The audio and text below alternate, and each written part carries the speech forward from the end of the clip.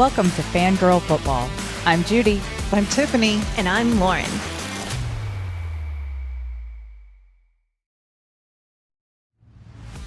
Welcome back to Fangirl Football. It is week 1 countdown, and we're excited to kick off the season this Thursday night. Woo woo! Everyone's excited. We've got some news highlights to help you jump on the waiver wire if needed, like I did earlier today. Prep for your drafts or build your lineups. If you're still looking for a fantasy football league or a pick'em league, it's not too late to sign up and play with us on our Fangirl Football Fantasy League or our pick'em league. Check out our website at fangirlfootball.com and sign up. And if you enjoy our podcast, we'd love to hear from you. The best way you can support us is to leave a 5-star review or follow our podcast or subscribe to our YouTube channel. Or you could do all of those things. Getting positive reviews really helps us keep our rankings and supports our show. So straight away, we're going to jump into some recent news. And Lauren, you're going to lead us off. Yeah, so Ricky Pearsall was released from the hospital. I don't know if y'all heard he was shot in the chest in an attempted robbery on Saturday. And Pearsall's mother posted on social media that the bullet luckily didn't hit any of his vital organs before exiting out of his back, but he's going to be out for a little bit. He's a rookie with the 49ers, and he was potentially wide receiver 3, but it's going to be a minute before he comes back to the game. I'm wishing him a speedy recovery. Definitely kind of crazy news to hear. That is crazy. It's always amazing when things like this happen. And I think he was already coming off of another injury and kind of had lost some time in training camp. They were really hoping that he was going to step in and be that wide receiver, but at least they signed Ayuk, so he's their third wide receiver. It was kind of scary, which it has been a kind of a sad week in sports, not football related, but Johnny Gaudreau, I guess it was called Johnny Hockey, was killed in a bicycling accident 3 days ago. Super young, super sad. So we definitely wish Ricky Pearsall and his family all the best, along with Johnny Gaudreau and his family. Lost his brother too. So it was a terrible family tragedy. Yeah.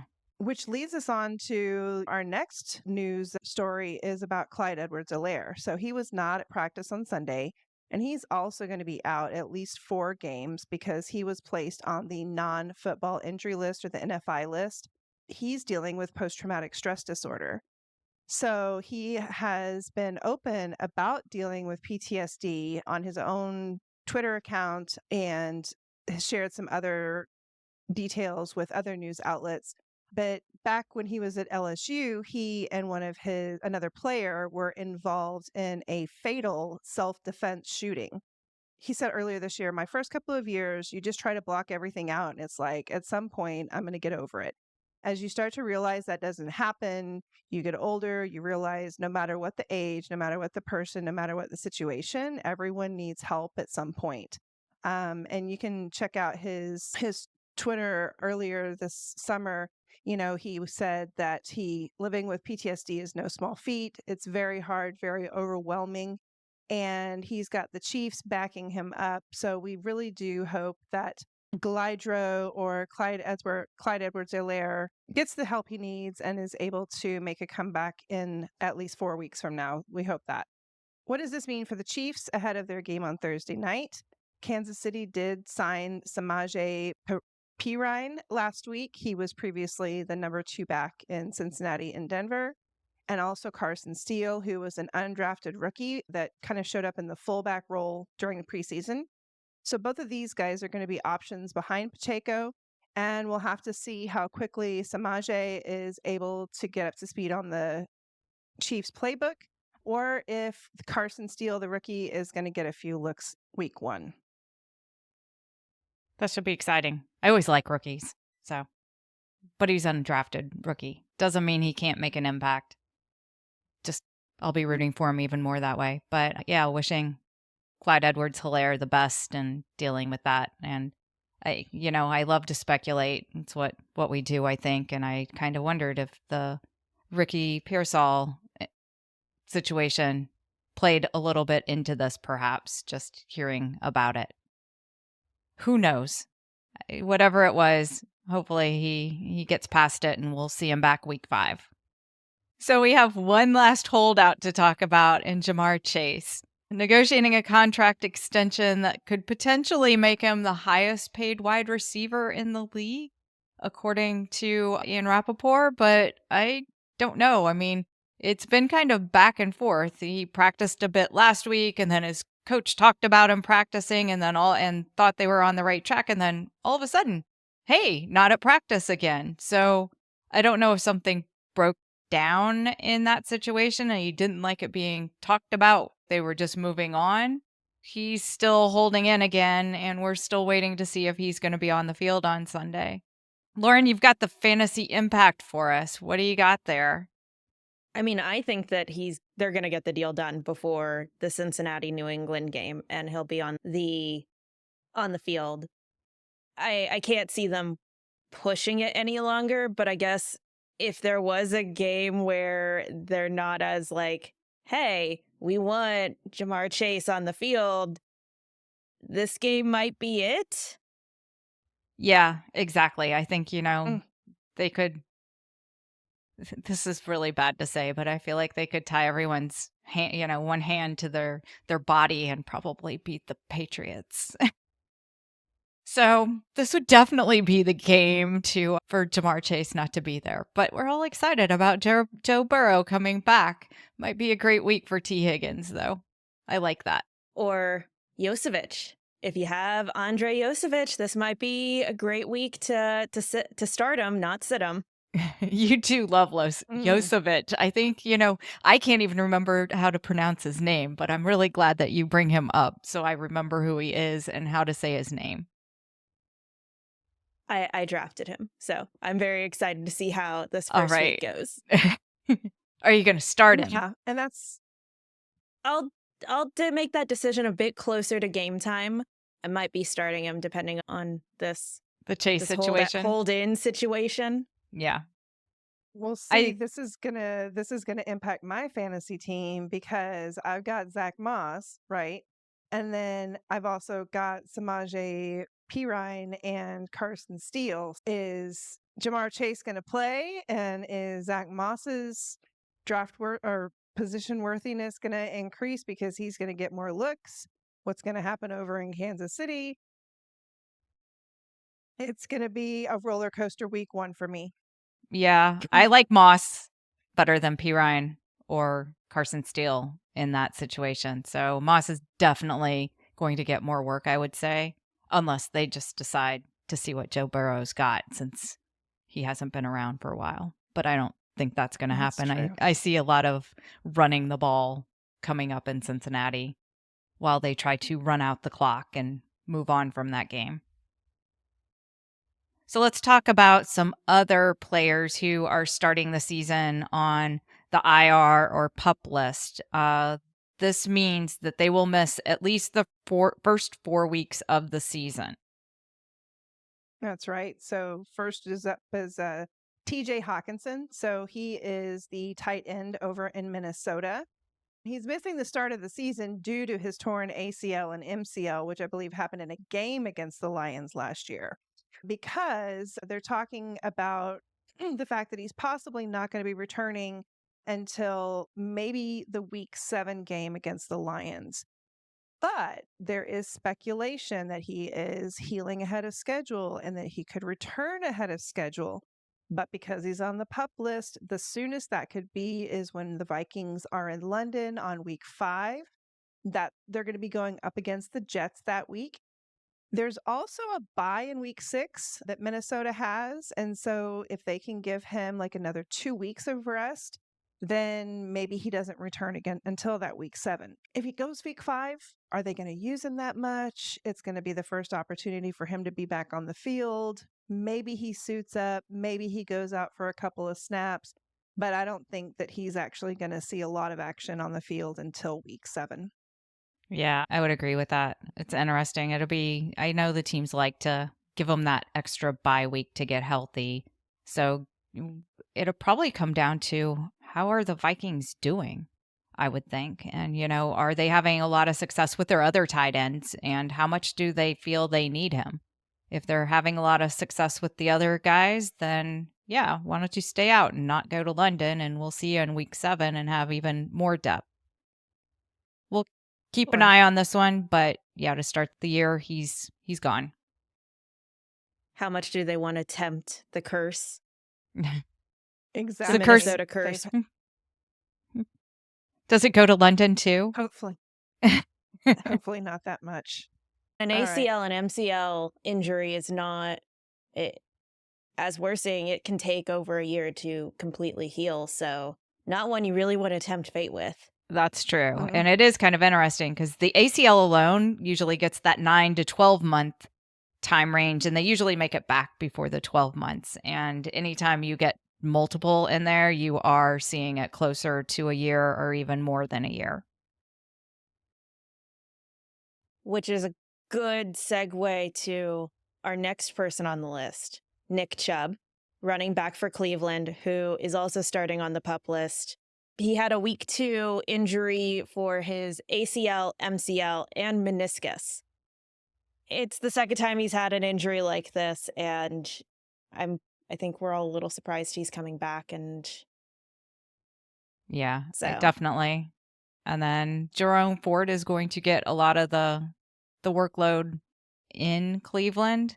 I've been hearing more stories that it's less and less likely that Nick Chubb ever comes back at full strength. So he'll always be kind of on a snap count and never the workhorse that we saw Nick Chubb being before. But just to make it back would be a huge accomplishment after that crazy injury last year. So we'll keep an eye on him. But if you're drafting, Jerome Ford is looking pretty good right now. I will say Nick Chubb was one of the players. I remember the Hard Knocks season. It was the first season I had really watched Hard Knocks, and I got to see Nick Chubb and several other players, but I wish him the best and hope he does recover and come back full strength. Yeah, definitely. So a rookie in Carolina, Jonathan Brooks, the running back, is starting out he tore his ACL in the college game towards the end of the college season last year, I think in November.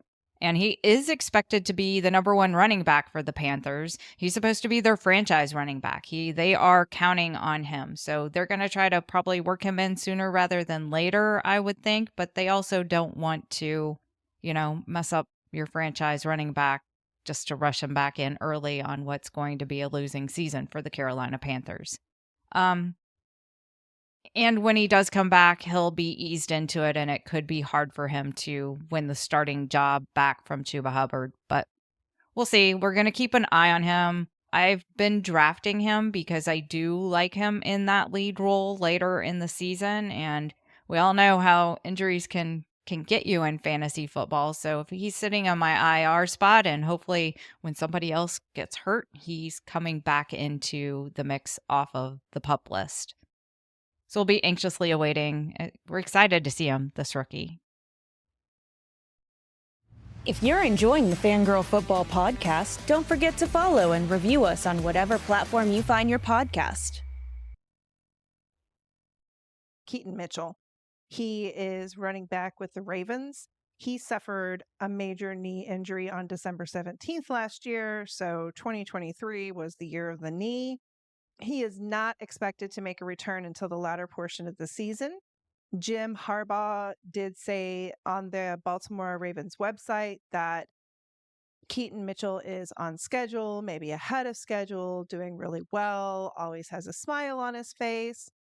He's apparently going to start jogging on the Ultra G treadmill next week, and that's a positive thing.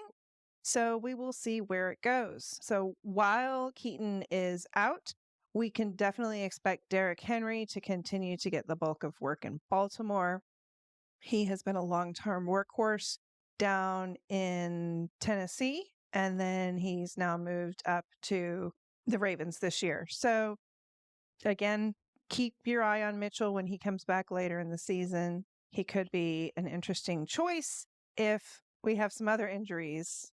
He was fun to watch last year. It was sad when he got hurt because he had some really explosive games and then the knee injury. And those Ultra G treadmills are interesting. I've run on them. Not a lot of fun. Of course, I just don't like treadmills, but then you get on one of these where it kind of feels, I don't know, like a cartoon a little bit. And you got to be kind of desperate to just get on one, I feel like. But I guess it helps you a little bit. It did not help in my marathon training when I was hurt to keep me in shape to run it. Hopefully, just getting back into something is better than nothing. I've never seen one. Yeah. I'll have to go watch a video. I feel like they need to, maybe they're already doing research, but we figured out jujitsu for concussions for quarterbacks. Now we need something for running backs for knee stability. Yeah. We need something. That would be lucrative if somebody can figure it out. Definitely would be. On the lighter side, though, Odell Beckham Jr. is a wide receiver with Miami now. He is starting on the PUP list due to an off-season procedure, and they actually knew about that he might not start the season before they were doing his contract even. So it was kind of a maybe if he would start, and built into, okay, we knew there was a chance. That does give me the impression that he's going to be closer to that week 5 start and not more delayed, since it was already just a maybe if it was going to be the start of the season. He would have been wide receiver 3. He's on a 1-year, $3 million contract, so not long-term here, just a single year. And the Dolphins also still have Hill, Waddle, Mostert, and Achane. So I don't think this is going to impact the Dolphins too much. No. And then they're deep wide receiver after that. And on running backs too, they've got another rookie there that's ready to take some snaps as well. But I'd love to see Odell Beckham Jr. make an impact if he can stay healthy. That's his whole career. He's never been able to stay healthy. So we'll see if he can make it back. I feel like they hid this one from us. I didn't see this one coming. So anyhow, we'll see if he can make it back week 5. We have the tight end for the LA Rams, Tyler Higbee. He tore both his ACL and MCL again in a wild card loss to the Lions in January. Supposed to be 9 to 12 months. We've already discussed that we feel like this is on the 12-month side. Earliest is November if it was January, but it was also because they were already in the playoffs. For some reason, I read that delayed his surgery, which seems really odd, but it delayed his surgery a little bit. He's also almost 32 years old, which I feel also puts you on the longer side of this and looking at a year. So I'm not sure that Higbee's going to make it back at all this year. That would put him back in January. So unless they're making a really good playoff run, he's not going to be contributing. But maybe they'll need him on a playoff run. We'll keep an eye on him. And then last up, Kendrick Bourne, wide receiver with New England, who is also starting on the PUP list. He had a week 8 torn ACL injury. So on that list again for ACL injuries, someone really needs to figure out a way to prevent this. This should lead to increased targets for Demario Douglas, KJ Osborne, and Jalen Polk. But New England was also projected to struggle against the Bengals this week, and their wide receiver 1 is out. So they're going to continue to struggle.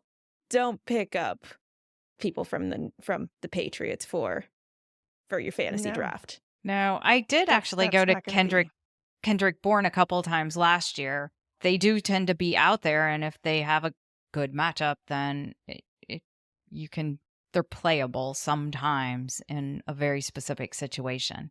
But that's about it. So hopefully we'll see if he can make it back this season. I do wonder what percentage of players tear their ACL.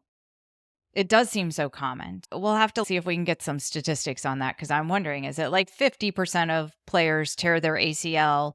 And do they do it in the first 5 years of entering the NFL, or just some data on that? And so we'll have to dig that up and maybe do a whole podcast on that. We'll see.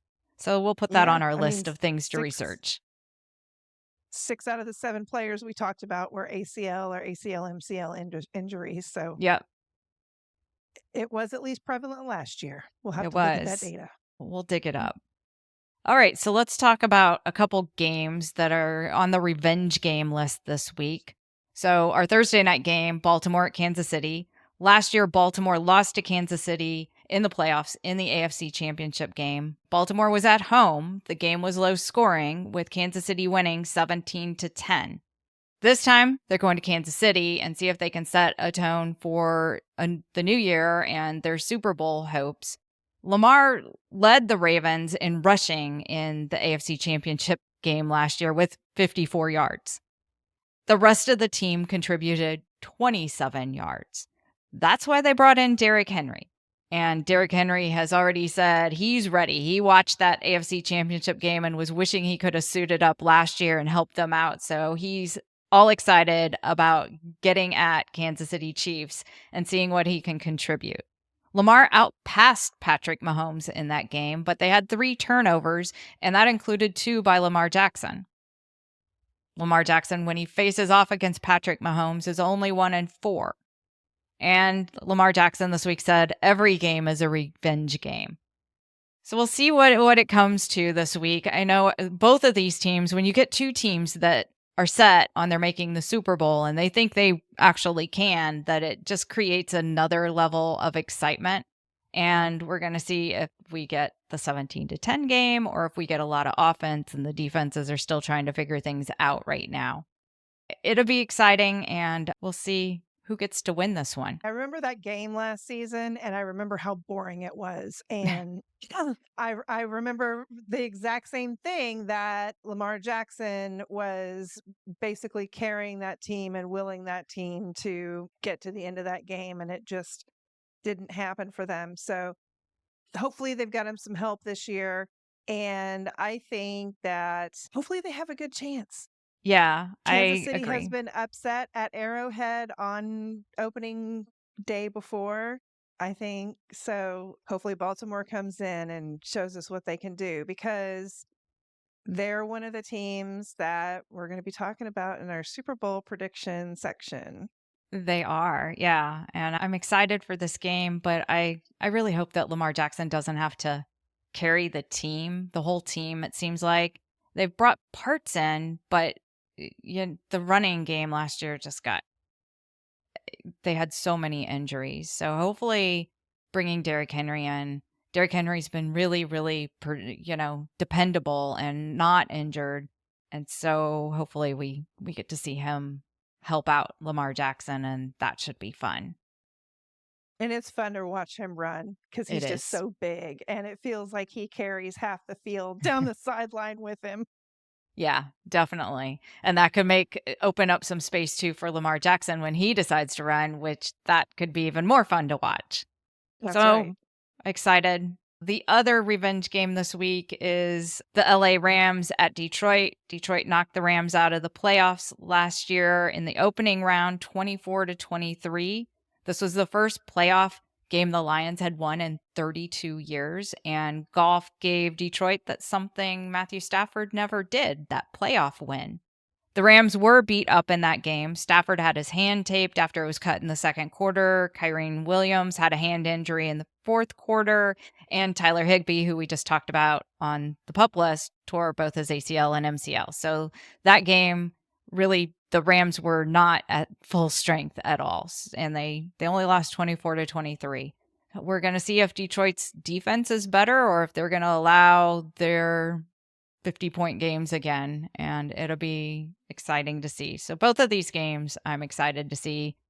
What do y'all think? Anything on the Rams at Detroit? I mean, the Rams still aren't 100% full strength, and I don't know. I think, again, not going to tease our Super Bowl picks discussion here in a minute at all, but I think that Detroit is just ready to go this year. It could be a good game. It could be a high scoring game if Detroit's defense hasn't stepped up. But I definitely think that Detroit is still going to come out on top on this one. All right. I think so. I hope so. We're all polling for Detroit, I think. Yes. All right. So we've teased Super Bowl picks. And before we go, I'm going to throw in a fantasy tip of the week, because this was something I struggled with earlier today. Be sure to log into your fantasy apps. we talked about draft strategies, and we talked about one of the biggest things that you needed to do to get ready for your draft was to log into the draft website and make sure that you could run your draft. I did all of my drafts on the websites through my web browser on my laptop, but most of the time I am setting my lineup on my phone. So make sure that you open up your phone app, make sure that you can remember your login, and make sure that you're familiar with any updated controls that are in the app. I couldn't figure out how to switch players in my lineup. I could figure out how to add and drop people, but couldn't figure out how to switch them in my lineup. So if you're using Yahoo, you have to tip on the blue position icon on the left, but log into your apps, check them out, make sure you know how to navigate, make sure that you know how to add folks to your from your waiver wires and everything else through the actual phone app. Yeah, that's a good point. I have not been in, and I need to go in this year. All right, Super Bowl picks. Who's going to New Orleans in February? How often is a Super Bowl winner a team that didn't make the playoffs the prior season? It's roughly about 10 to 15% over history, but since 2000, it's running closer to 20%. So since 2000, there were 5 Super Bowls that were won by teams that didn't make the playoffs the prior season. The 2001 New England Patriots, the 2007 New York Giants, the 2009 New Orleans Saints, in 2017, the Philadelphia Eagles, and in 2020, the Tampa Bay Buccaneers with Tom Brady. So last year, the playoff teams, I'll run through them because this, you know, if you want to pick from that 80%, Tiffany and Lauren, then this is your 14 teams. So in the AFC, we had Baltimore, Buffalo, Pittsburgh, Houston, Cleveland, Cincinnati. Oh, sorry, not Cincinnati. Cleveland, Kansas City, my wishful thinking, and Miami. I think I'm predicting for this year. That's what would happen just there. You're jumping ahead. You're jumping ahead. In the NFC last year, we had Dallas, Detroit, Green Bay, Los Angeles Rams, Tampa Bay, Philadelphia, and San Francisco 49ers. So if you like playing the odds and you want to play in that 80% chance that one of those 14 teams is going to be your Super Bowl winner. So are you going to pick one of those teams? Or are you going to go with an underdog? That's the question here. You can go off script or you can go into those 14. Off this list, I'd have to go Baltimore, Detroit, or Miami. Those are the 3 that I really like on here. You know, there's Kansas City, but now you're repeating, and that gets really, really difficult. So again, I think I'm going to play the odds on how difficult that is and go with one of the other teams that's in my 80%. And then we kind of heard my slip up there that I like Cincinnati. So if I have to go with somebody off of this list, I'd go with Cincinnati. I like Detroit or Houston. Maybe I'll get super lucky and it'll be a Detroit versus Houston. But there you go. I think Houston has really built up their offense, and they've been putting in work on strengthening their defense. We've seen close games over the last year and a half. So I think I expect them to step it up. I'm also rocking my Houston Texans sweatshirt right now. I'm going to call it this year. I probably should have made that like a rule for both of you that you can't pick the team that you root for. It's always bad to pick the team that you root for. So Lauren is wearing her Houston Texans jersey. I am actually not wearing a team jersey at all. I am wearing my fangirl football purple because I felt like I couldn't talk about my Super Bowl winning predictions while I was wearing my team shirt. I felt like it could either be a jinx, which I don't want to jinx anybody, or I felt like I couldn't say I was going to let somebody else win the Super Bowl while I was wearing my shirt, my Packers jerseys. With that, I did quite a bit of research on this one, and I went to 5 or 6 different websites of who's picking who for the Super Bowl, and there was a lot of Baltimore mentioned. There was a lot of Detroit mentioned. There was some Kansas City. There was Cincinnati. Everybody has the Jets making the playoffs this year. Like almost every single prediction site that I was at, oh, the Jets are, either winning their division or they're winning round one of the playoffs. I'm like, I don't see that happening. Somebody else said, people have been sleeping on the Rams. Again, I think that Matthew Stafford is good, but he's getting up there in age. And I feel like the injuries on the Rams have held him back this year. So what are my picks? I'm going to start with NFC first, and I'm going to say Detroit again. Detroit is going to have a good year. They were wanting it last year. They had that taste of success, and they are out for more.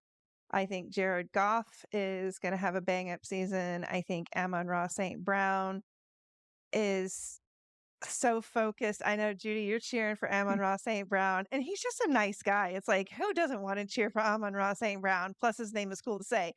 But as a Packers fan, they are in the same division, and I know that it's painful for me to say, but I think that Detroit is going to win the NFC East this year.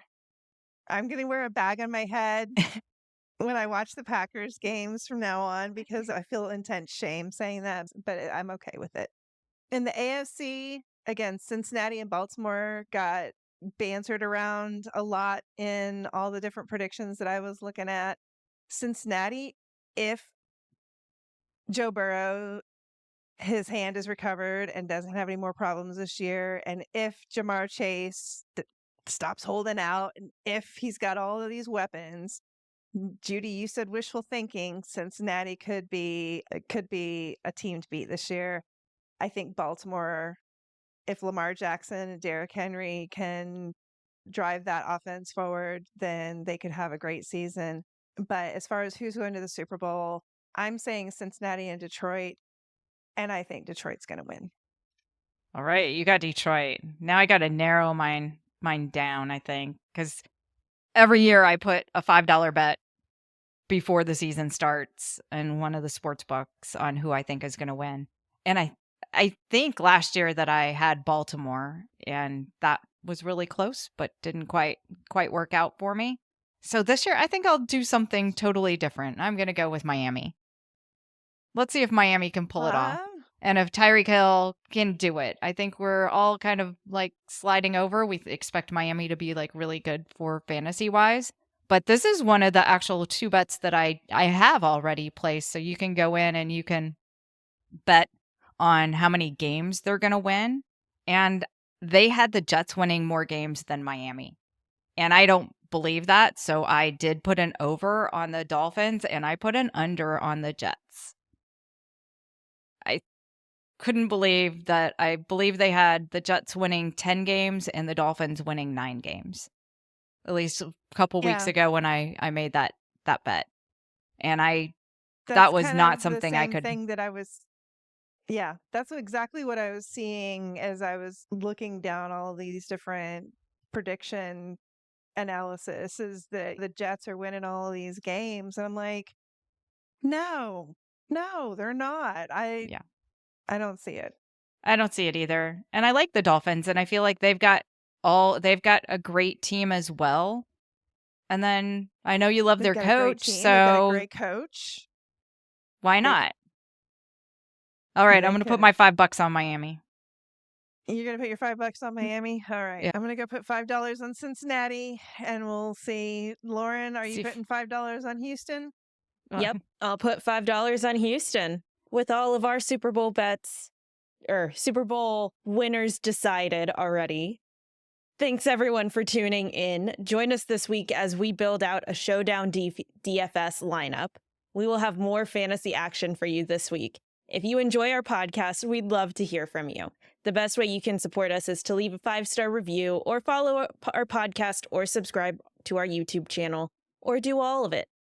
Getting positive reviews really helps us on our rankings and will support our show.